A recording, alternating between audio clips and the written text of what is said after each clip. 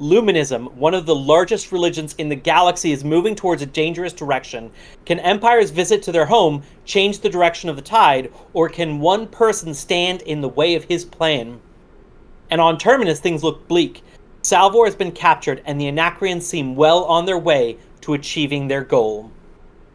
Hello and welcome to Road Goes Ever On and On. Today we are talking about the 6th episode of the hit science fiction series Foundation, so spoilers ahead.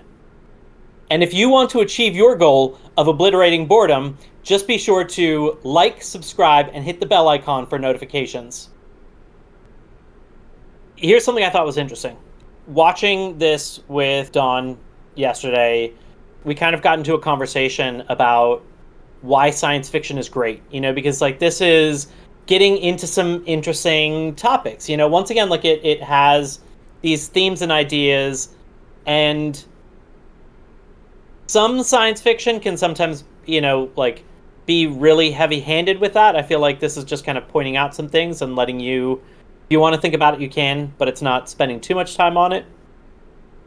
But it kind of reminded me of a lot of other great sci-fi that asks questions about, what it is to be a human, or, what it means to have a soul, or something along those lines.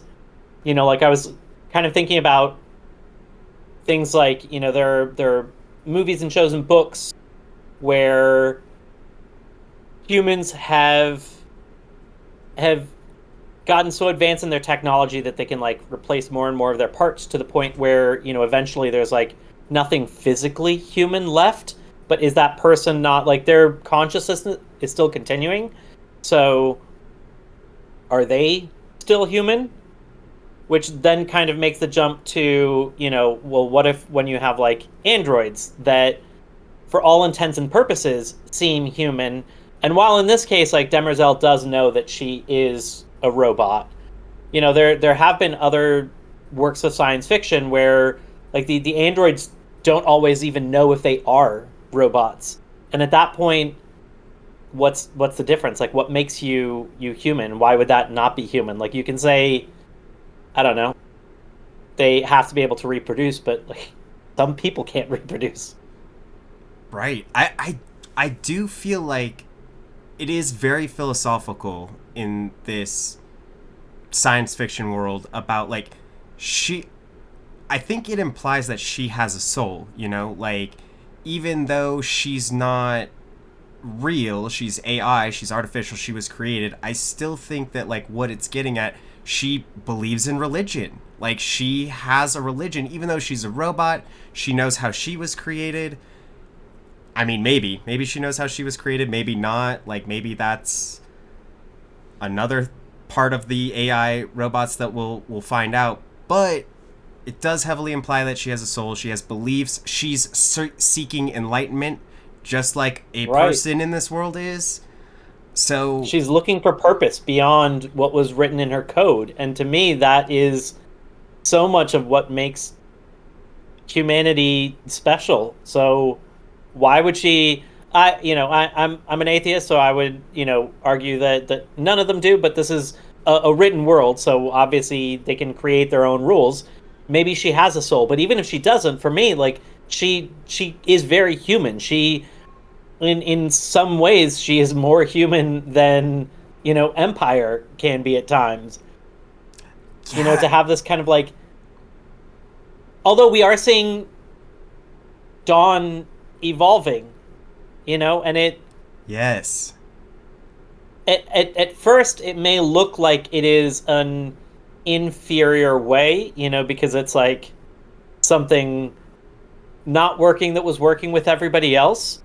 But does that diversity mean that we could actually take a different path, rather than just continuing on with the same thing for centuries? Well, and I think that they showed it in this episode perfectly. So if you think of evolution, and you evolve and you get a mutated gene, and that gene helps further your species' survival. And we saw in this episode when Empire went hunting,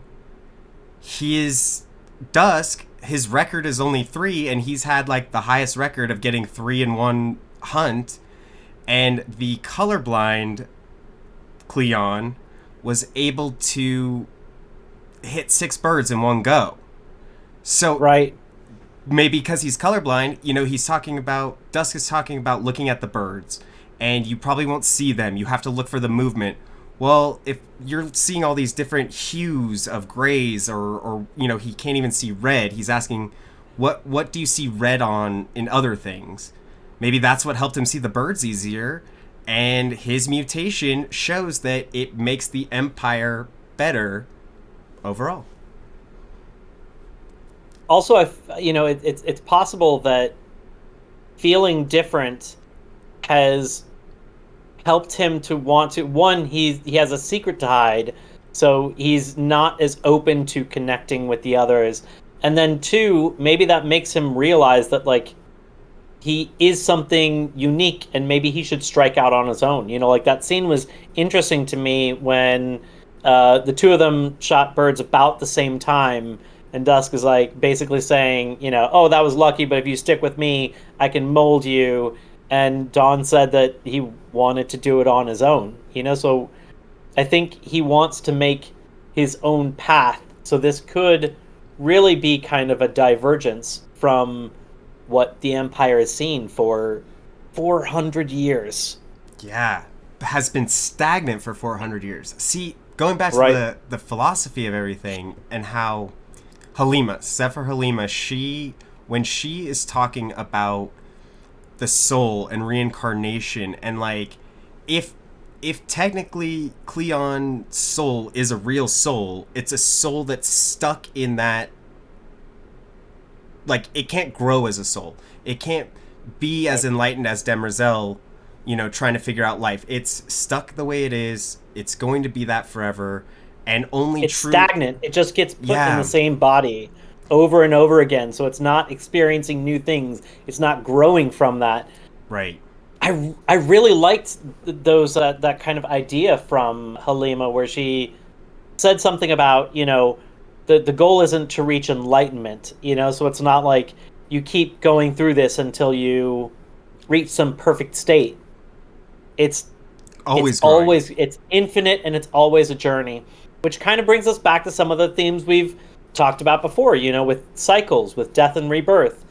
Except in this case, they made it a little bit more explicit and mentioned the Aurora Boreas, which is like the snake that eats its own tail. Mm. And they even mentioned, that at one point life was like a candle where you would live it, and then when the wax melted, you'd be snuffed out. But you took the straight line of life and turned it into a circle. And so it's interesting seeing these kind of themes come up, and they are, to me, really cool themes. Yeah, and going back to like the stagnation of Empire, like I think it shows that, in 400 years nothing has been changed. So like with Empire, it doesn't seem like he's doing a good job. We hear from Salvor's dad that there's this beautiful place called Trantor where all these lavish things exist, but like there's like a trillion poor people underneath that are making everything there run. Like your Empire had the ability to desalinate this planet. Like I'm sure with the wealth of Empire, he could bring a lot of planets out of poverty. He could take a lot of planets and make them Trantor level planets in a way. And yet he just sits by and like he's like, I will now desalinate your water. Like, why not do that sooner? 100%. One of the Anacreons actually basically said the same kind of thing. Rowan, the guy who seems like the number 2, when the commander from the fallen jump ship said something about them already being dead, he made it was before that. It was when they were looking for the commander, and somebody asked if he would still be alive, and they said that they are as good at building those ships to protect the people inside as they are at killing people. That like these jump ships have this kind of dual purpose and that to me kind of is very much like that, where it's like they can build things that protect, but then those same things are also simultaneously causing destruction somewhere else. So it's like it does seem like Empire's main goal is to have this comfortable life for itself and to tame everything around it so that it can enjoy that. But it's very much like stepping on the people below in order to kind of achieve these goals. So, one thing that was said at that same time, we keep dealing with this theme of ghosts in this episode. Yes. So I have that written down.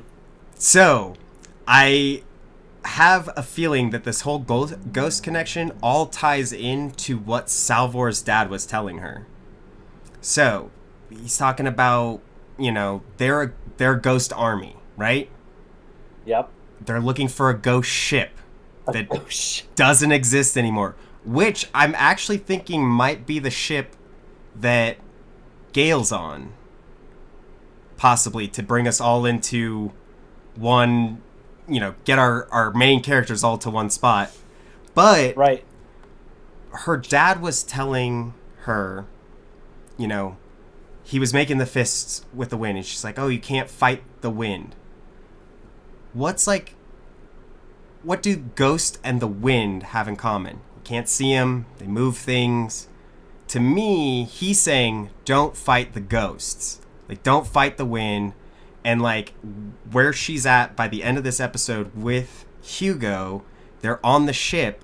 I think her dad was telling her to not fight the Anacreans for the rest of, like, what's going on. Possibly. Right. I could definitely see that. And I was kind of thinking that I don't picture the Anacreans as the bad guys. I think they're definitely the, antagonists to the people on Terminus. But for me, it's almost more of Empire is kind of the bad guy as the body that has put all the institutions in place that have caused all of this unrest. And everything else is kind of a byproduct of that at this point. Which is interesting because I think these are all really well written characters. Like I very much feel for the Anacreans. I don't consider them the bad guys. I would kind of consider Empire to be the bad guy, but I also really feel for Empire. Like, I really like Empire. So I feel like it's well written, and I'm seeing everybody's, reasons for wanting to do things, and I very much appreciate that. I don't like those kind of like one-sided characters where it's, I'm the bad guy and my job is to be bad so that the good guy can triumph over me and look good, but I don't really have very deep reasons for doing what I'm doing. I agree. The motivations for all the characters are clear. It doesn't seem like anybody is doing anything, out of the ordinary, except, maybe Dawn is not acting like a Cleon, but that's something we're interested in. Like, I don't think, after seeing him trying to kill himself, I don't think that that's like something. I don't think he tried to kill himself. You don't think so? Because we saw that he knows he can take his bracelet off. If he wanted to kill himself, that would be the best way. It's right. like, take the bracelet off and then jump. So I don't know if he was like testing the boundaries of it or like trying to feel something, but still. It did make me seem that he did that because of his impairment. Like, it doesn't seem like every Cleon does that. Maybe that was more like cutting himself, like wanting to feel something, like the because rush. It didn't. It definitely didn't seem like an end all strategy, and I think he knows that. But I'm really enjoying these kind of stories going on. I wanted to very briefly go back to the ghost ship, Invictus, which is Latin for unconquered. And so I just thought that was kind of an interesting name. So I like that storyline. I do kind of think that's like having a ship like the Titanic and saying it's unsinkable. Like it's at some point Right. you might eat those words. I don't think it's going to happen in this book, or in this like show, but I do think like it is very full of yourself to call a ship, the unconquered. But I think that the point of that is to show like how powerful it is. Like I think that this is probably the biggest weapon in the Empire. Well, who named? Right. So Empire named this ship probably Invictus, or somebody in Empire's cabinet or whatever named this ship, and so Right. that is naming it Invictus, saying that they're indestructible basically, and it seems like that's going to be the ship that the Anacreans use to try to hit Empire where it hurts. Right. Brings you right back to that hubris of Sweet Empire, and how he's going to get hit back with his own big stick. Right. Right. I do think that we're also seeing a little bit of a crumble inside Empire itself. We saw that Dusk was spying on Right. Dawn, and I do believe that we saw Shadow Master Obrick again, and he found the birds. Who sent him Right. there? Right. Because the only person that knew about the birds there was Dawn and his buddy, unless he told her about killing the extra birds and then Dusk sent him. Right. I couldn't quite tell if Dawn, when he learned that like the record was 3 birds and he had 6, I couldn't quite tell if it was fear or what exactly it was that made, because he very quickly was like, hide those right now. I only did 3. And I know that obviously it was very time sensitive because I think they could see or hear Dusk coming. So it's like there wasn't a lot of time. So maybe that's where the tone came in. But I couldn't quite tell if it was like, because this is very much our previous day. Like this Dusk is the previous day that definitely was the advocate of the stick. Yes. And so I wonder if that, even as he doesn't necessarily have the seat of power, if to some extent he's still a big believer of it and still manages to use it when he can. I thought originally he did it because he didn't want to step on Dusk's toes, because it's, like you're saying, it's definitely the day from before with the big stick that, like, I wouldn't want to be on his bad side. It does seem like Day has power above Dusk and Dawn, and it does seem like Dusk has a power above Dawn, like just from experience standpoint. Right. And I felt like that seemed like why he would be like, I don't want to deal with this, I don't want to beat the record right now. But I think with the episode and his colorblindness, I think that he doesn't want them to know that he has a difference. Because not only did he beat the record, which was 3 in one hunt, he doubled the record. Like, right. He didn't just tie the record, he hit the record and surpassed it, like, handily. There was just something weird that Dusk said that kind of made me think that maybe Dusk... It just makes me wonder what Dusk's intentions are. Because he said, when he found out that Dawn killed 3, and he's like, oh, you did my record on your first day. Do you feel like a man or something like that? And then he said, it takes a man to replace a man.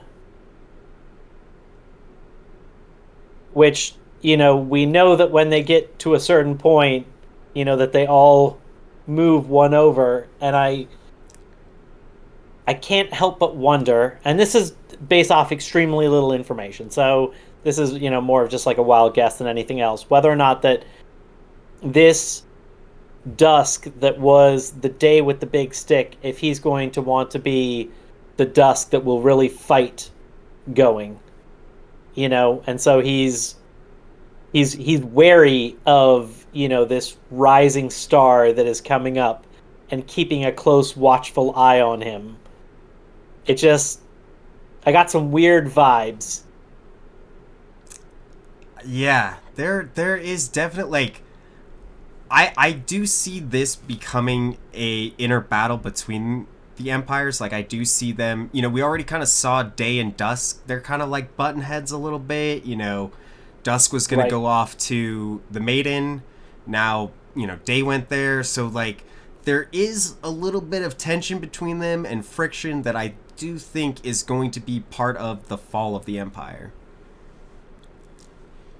I think so. I do think that it's interesting that Luminism has a representation of a maiden, a mother, and a crone, and the Empire is basically a son, father, crone in a way. They're both like they're all three like these different versions of them, but the mother is, the crone becomes a new, baby, essentially, maiden, where they are staying as the same, person. I did not think about that. That's interesting. Yeah. It the religion did kind of remind me of some of the pagan religions. Because the goddess was one at one point, Right. and then something happened to her and she split, and that kind of reminds me of like the Greek and Roman gods, or the Egyptian gods, where even though they were extremely powerful, bad things happened to them, and so it versus like one completely all powerful god, like it did kind of remind me of that. I almost kind of thought of like the Trinity, but like the Holy Trinity, but this was definitely like a split that wanted to come together. So it much more reminded me kind of like old religions. Well, And I did like that. So I actually looked it up because I thought that I knew of a religion of a maiden, the mother, and the crone. So I looked it up, and you are correct. The triple goddess is a deity or deity archetype, revered in many neo-pagan religious and spiritual traditions. In common neo-pagan usage, the triple goddess is viewed as a triunity of three distinct aspects or figures united in one being. These three figures are often described as the maiden, the mother, the crone, each of which symbolize both a separate stage in the female life cycle and a phase of the moon, and often rules one of the realms of heavens, earth, and underworld. So a phase of the moon, and also this is like they're on a three moons.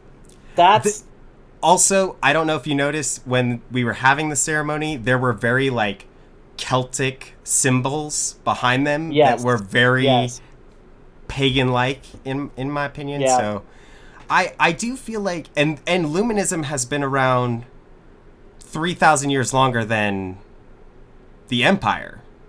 Right. It's been around 15,000 years. So like it does give hint, and especially like when Sorn on Synax was talking about chaos theory, which is an actual theory. It makes me feel like this is a history from our Earth. Like I know I talked about before, like what if this is the setup to our Earth?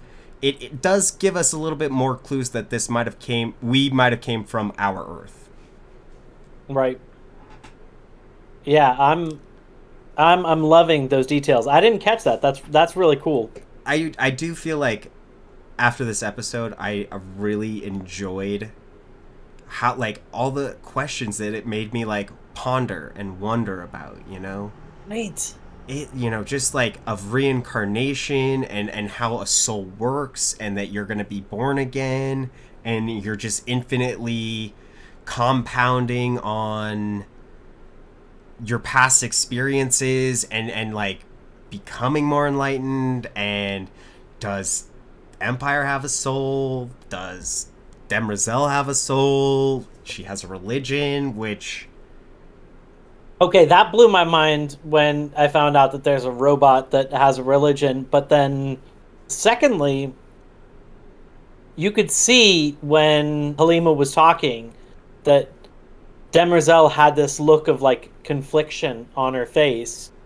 And then when everybody else started bowing And she and bowed. she bowed, to And she... me, that like that could spell her end.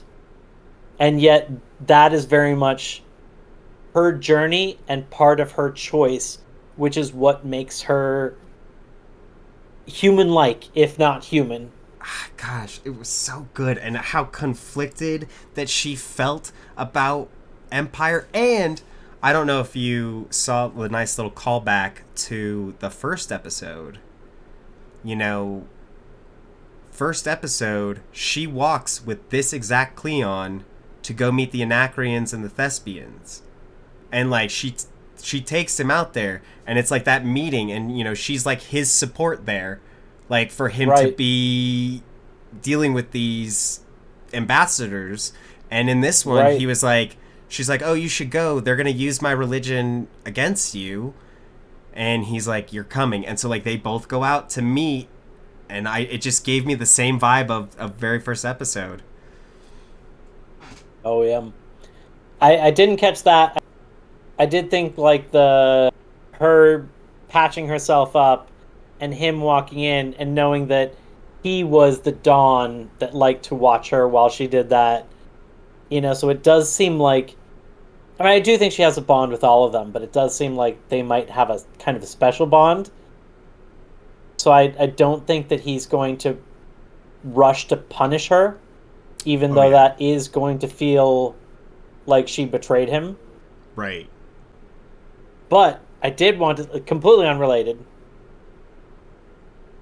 I love the design of this world. That structure that they had that looked like it was built from, you know, like it was the same color as like the sand that surrounded them.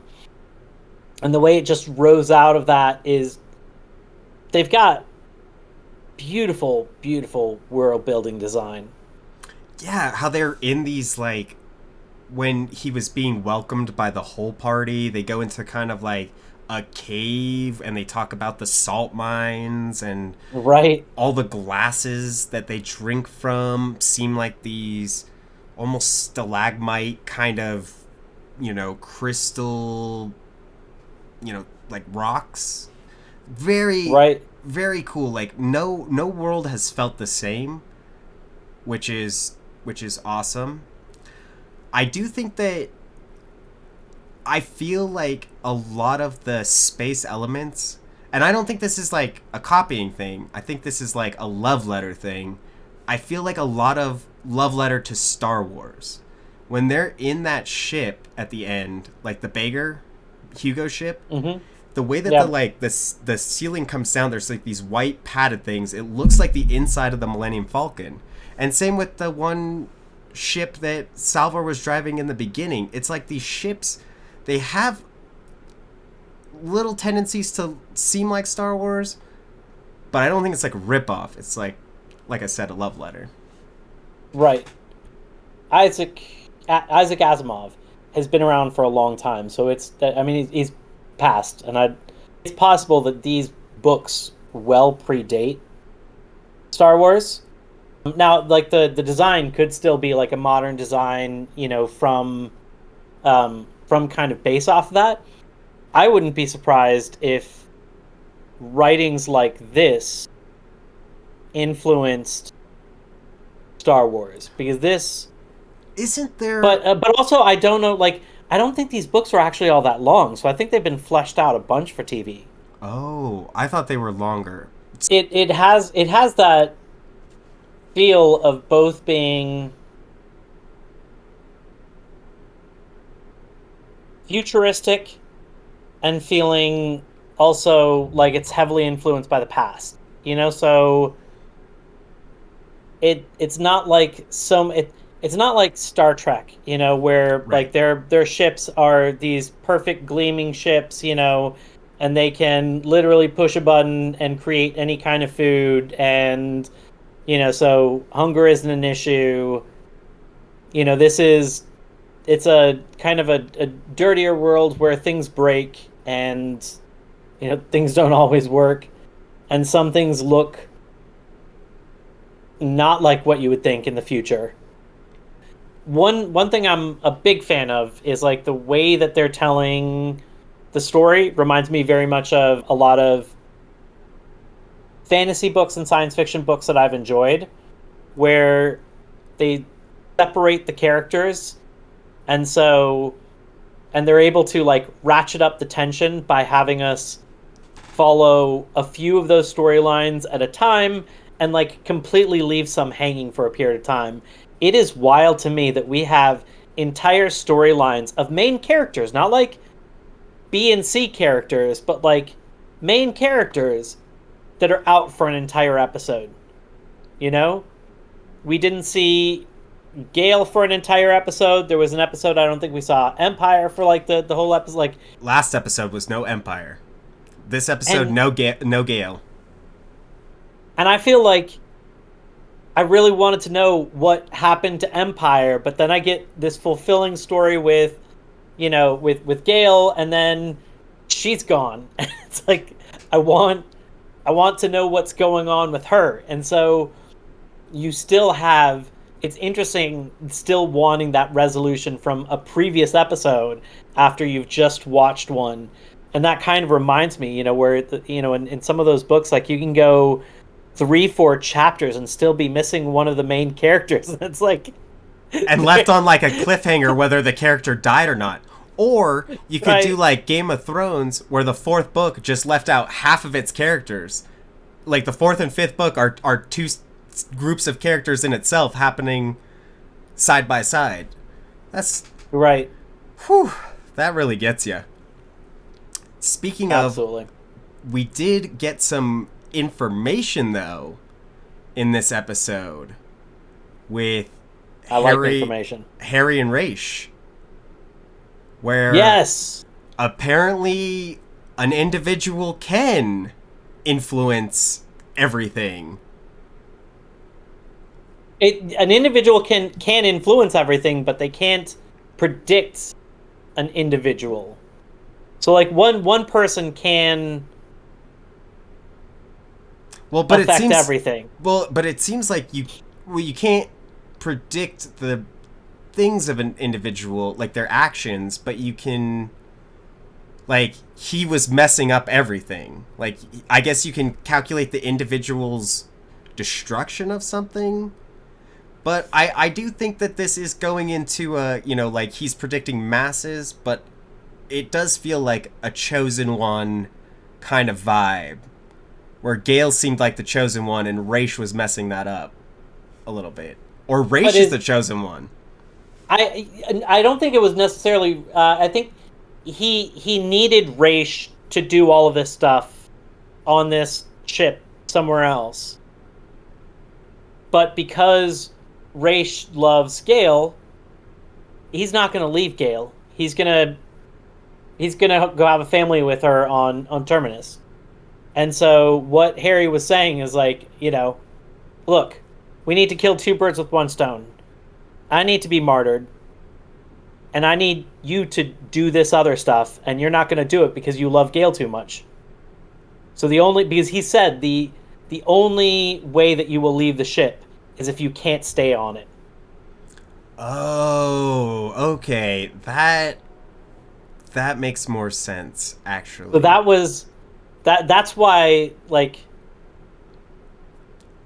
their love was screwing everything up. It's like, Because Raish had Raish, I other need you things to to take do. care of this stuff, and Raish is like, which is interesting because on the other side of things with like Salvor's dad,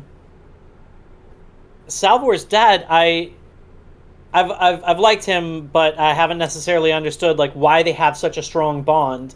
And now I see that like Salvor's dad is a person that loves and trusts people. Like I don't. He's not sold on the Foundation. He's sold on the Foundation because his wife is sold on the Foundation. He loves her. She loves the Foundation. So cool. He's along with that. And so I feel like he has that same love for his daughter of, you know, you're my daughter, I love you. I don't care if you're different. I don't care if you don't seem to fit with the plan. You know, he's a person that just does things for love. And it seems like he's kind of pushing that message to her of like love and trust and don't fight things you can't, you know? Right.